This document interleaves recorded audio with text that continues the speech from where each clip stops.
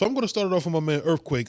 He formerly known as Nathaniel Stroman. The reason why he decided to go with Earthquake is because if he made a bad decision, they're going to look for Earthquake. They're not going to look for Nathaniel. That's how he said it. You ain't going to look for Nathaniel. So I love Earthquake, man. Earthquake is he's one of my favorites too. Absolutely. I've always looked at Earthquake as one of those guys who was very underrated, but yet he was along those lines. When there was like a big black lineup of all your favorite comedians, Earthquake is on that lineup. You know what I'm saying? Yeah. Like you never really seen him and stuff, but I do know that he's in Everybody Hates Chris. I love him as the uncle. Big Mike. Man. Yeah, he's Uncle Mike. He's Uncle Mike. So I got a personal Uncle Mike. So definitely Earthquake reminded me a lot of my Uncle Mike. But go ahead, keep cooking. Yeah, not only that, man. You know, and a lot of people don't ask for that, but I like to send it out anyway. I like to put it out in the atmosphere because a lot of people think that you're underrated means you're broke. That's not the case. Nah. Earthquake's network is $3 million. That's a lot of money for not being. Is that Google's network? Because that's how they be saying. Hey, listen, I heard him. I heard him. All right. Yeah, man. Also, you know, he did, like you said, he was on Everybody Hates Chris. You know, he's almost a returning act on Vlad TV where he does most of his good work for the most part. He has a bunch of comedy specials. The one that's noticed is the one on Netflix from Dave Chappelle. It's called Hometown Legendary Hero. However, it took him so long to get that. Some would say that it took him to have a conversation or argument or a debate with Vlad for him to even get that. Matter of fact, he said that. I believe when it came to Earthquake, I always looked at him too, where he always had good 5 to 10 minute sets. Yeah. So I'm pretty sure that when it got to his Netflix special, I had already known a lot of those jokes, especially the prostate exam joke.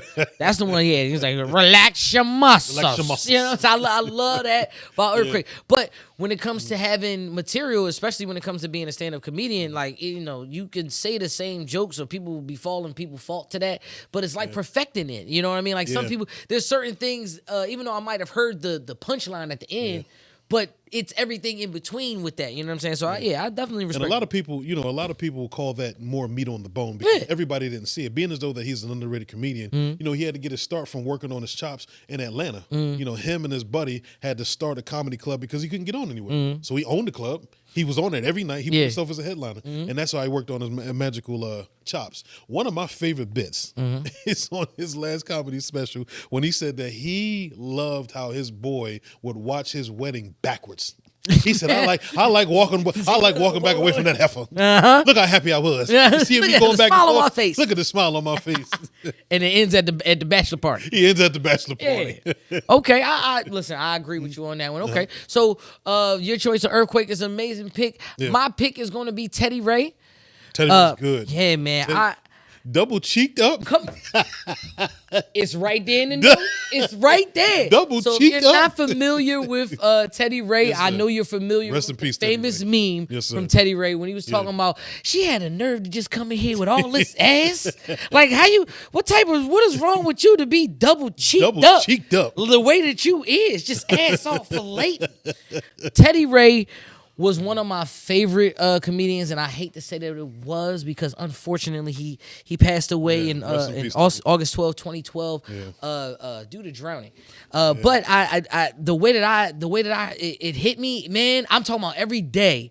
I'm checking to see, what was the cause? What was the cause? Because you know you expecting the worst. Of course, you know, drugs, overdose. Gang but violence. Teddy wasn't like that. He wasn't. The reason why I put T-Reid under my underrated list too is because he had a show with I watch a lot of the YouTube. I'm very big on YouTube. I'm on YouTube, but I watch a lot of YouTube. Yeah, I like T-Reid on All Def Digital. Yes. Him and Doughboy, where it was Teddy versus Doughboy. Yes. That to me was like extremely funny. It was always going to be something because it's a challenge for both of them because neither one of them was good. No. And that was the fun part about it. Neither one of them could cook like that, but they did some cooking challenges. Neither one of them could dance or fight or things like that, but they put them in those in those realms. Not to mention, I always loved the way that show was shot and how T-Reid was. He was never the front guy. He was always considered the wild card. Doughboy always set up the show, but T-Reid was the dude. Shut up!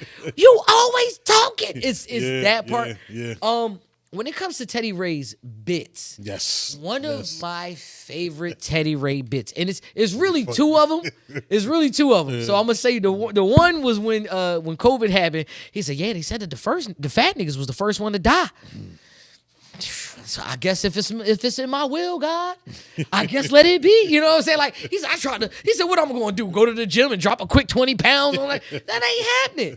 That bit was funny. And then of course, because I was growing up as a church kid, the joke about him being in the choir. Yeah, he's like, you ever notice when you're used to being a boy in the choir, it really didn't do nothing. When you sang melodies from heaven, it was just one note. It was rain. Rain. That's all that rain. 5 minutes later, rain. Right, you had the girls going crazy. Rain down, rain. Right. Yo, and I'm telling you, that bit alone went for days and days. And when I talk about actual impact in my life as far as Teddy Ray, bro, every time Teddy Ray got on stage, he wanted to be high, like he was high. Oh yeah. But the best part about it was he made everybody feel so comfortable about him because I smoke a lot of weed, so it's okay. Y'all ain't gonna worry about me. I'm not about to run up on y'all. Right. Teddy Ray to me will always be one of my favorite underrated comedians, and one of the reasons why he's not ranked is because I do have that rule where dead people can't make new stuff. Of course, he passed away. Yeah. And I feel like no specials that he couldn't have had a special. Right. He was definitely taken out early into the game. I mean, my man was only like 32. Yeah, he was cooking too. Yeah, and he just got hot at that point in time. He was on the Adidas commercial too. I believe, he was on the Adidas commercial. If I'm not mistaken, I forgot. I think he wasn't in Coming to America, the second one. But he definitely had a couple. He had a movie spot where he was just standing in the background for something. Yeah. But yeah, Teddy Ray, man. Not only that, man. Teddy Ray was a sharpshooter when it come to roasting. I remember he told Doughboy to his face that his facial hair looked like Easter grass basket. Hey yo, Easter basket grass. Easter basket. Come on, man. He also said that Doughboy's back looked like an upside down Chicago deep dish. Nah, yo, the roasting alone from Teddy. Teddy was nasty. We can't. Teddy was nasty. Teddy was nasty.